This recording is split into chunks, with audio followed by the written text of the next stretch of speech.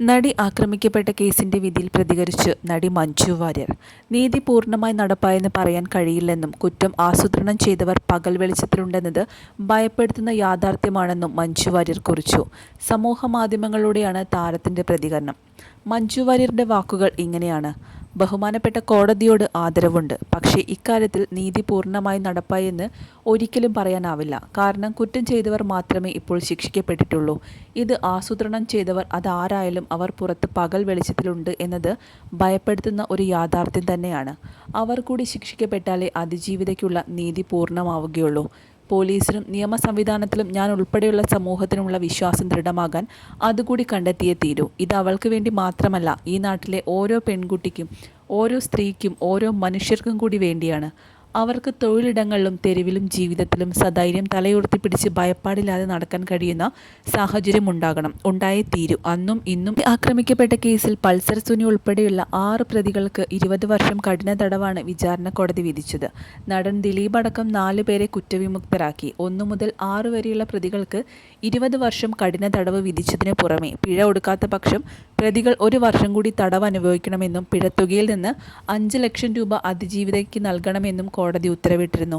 കേസിൽ വിചാരണ കോടതിയിൽ നിന്നും പരിപൂർണ നീതി കിട്ടിയില്ലെന്ന് public prosecutor advocate V Ajikumar പ്രതികരിച്ചിരുന്നു. സംഭവത്തിൽ ഒരു ഗൂഢാലോചന നടന്നിട്ടുണ്ടെന്ന് ആദ്യം പൊതു ഇടത്തിൽ തുറന്നു പറഞ്ഞത് നടി മഞ്ജു വാര്യർ. പ്രോസിക്യൂഷന്റെ കേസിലും ശക്തമായ മൊഴി നൽകി ഒപ്പമുണ്ടായിരുന്ന വ്യക്തി തന്നെയാണ് മഞ്ജു വാര്യർ. നടിയെ ആക്രമിച്ച കേസിലെ കോടതി വിധിക്കെതിരെ അതിജീവിതയും ശക്തമായി തന്നെ ആഞ്ഞടിച്ചിരുന്നു.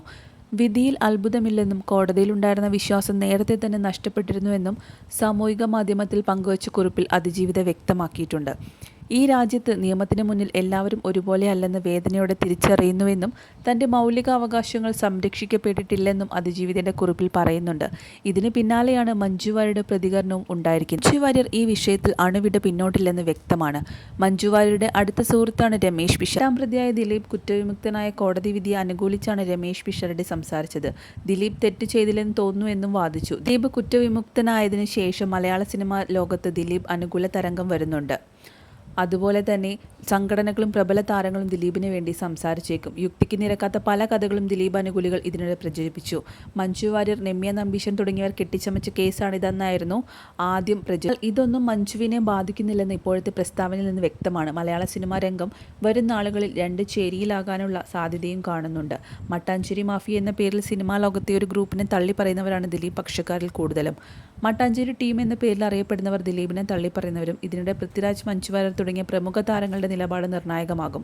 മമ്മൂട്ടിയും മോഹൻലാലും മൗനം പാലിക്കുമെന്ന് ജനത്തിന് ഉറപ്പാണ്. കോടതി കുറ്റവിമുക്തനാക്കിയ ശേഷം ദിലീപ് പ്രതികരിച്ചപ്പോൾ എടുത്തു പറഞ്ഞ പേര് മഞ്ജു വാര്യരുടേതാണ്. മഞ്ജുവിൻ്റെ വാക്കുകളാണ് തൻ്റെ നേരം അന്വേഷണം നീങ്ങാൻ കാരണമായതെന്നാണ് ദിലീപ് പറഞ്ഞത്. വരും ദിവസങ്ങളിൽ ദിലീപിൻ്റെ കൂടുതൽ പ്രതികരണങ്ങൾ വന്നേക്കും.